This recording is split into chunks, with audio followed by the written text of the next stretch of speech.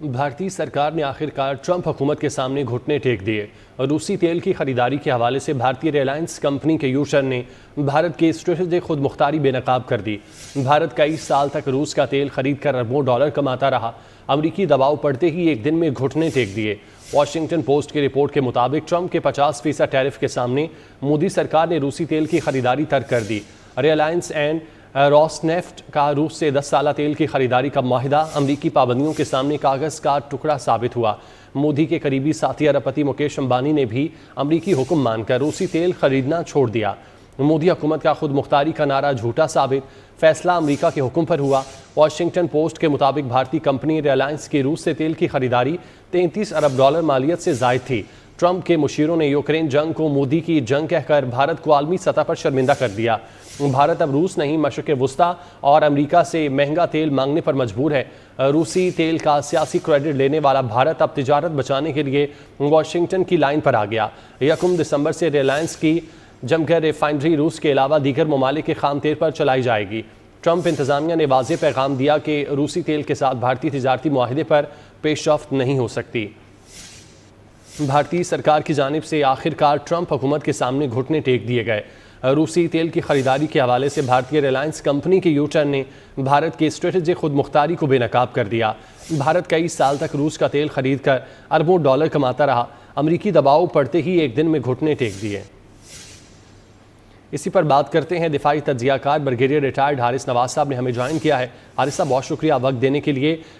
मोदी सरकार की जानिब से इस पर काफ़ी सियासत की गई कि वो तेल ख़रीदना बंद नहीं करेंगे, लेकिन डोनाल्ड ट्रंप की जानिब से जब 50% टैरिफ की बात की गई तो अब घुटने टेक दिए गए हैं मोदी सरकार ने। कैसे देखते हैं आप इसको?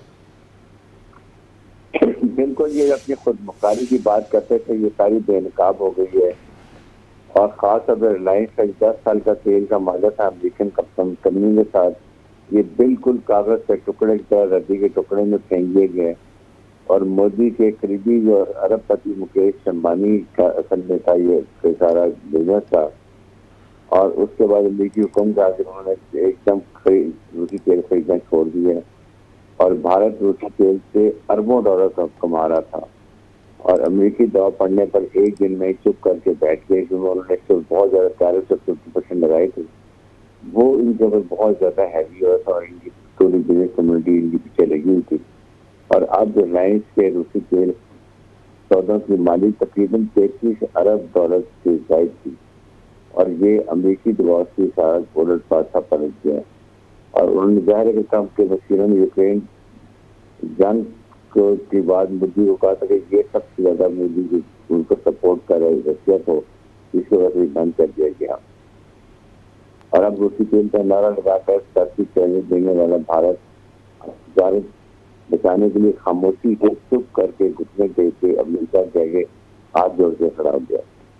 और अब बल्कि यहाँ तक कि जो रिलायंस की जितनी ऑयल रिफाइनरी थी वो अब रूसी तेल को बिल्कुल रिफाइन नहीं करेंगी, बल्कि दूसरे देश से करेंगी। और इनको अब मिडल ईस्ट से और उसके बाद अमेरिका से बहुत महंगा तेल खरीदना पड़ेगा। इससे ज़्यादा इनकी इकानमी को भी बहुत ज़्यादा फर्क पड़ेगा। और अमेरिकी में फिर उन्होंने एक्चुअली बस सोच समझ के ये फैसला किया है, जिसकी वजह से अमेरिकन यूनियन ने बड़े नारे लगाए कि हम बड़े इंडिपेंडेंट हैं, हम बड़े अपनी मर्जी इंसान खर्चे करते हैं, लेकिन अब आपके सामने देखने क्या हुआ। और उसी से दुखने के बाद रिलायंस को मस्जिद वुस्ता और अमेरिका से अब इतना इनको इकोनॉमिक लॉस होगा जिसके कारण इमेजिन तक I think finally American front has won और अमेरिका इंडिया को हमेशा साबित बहुत ही दुनिया में विश्वास है। ठीक है हारिस नवाज साहब, बहुत शुक्रिया आपके वक्त का।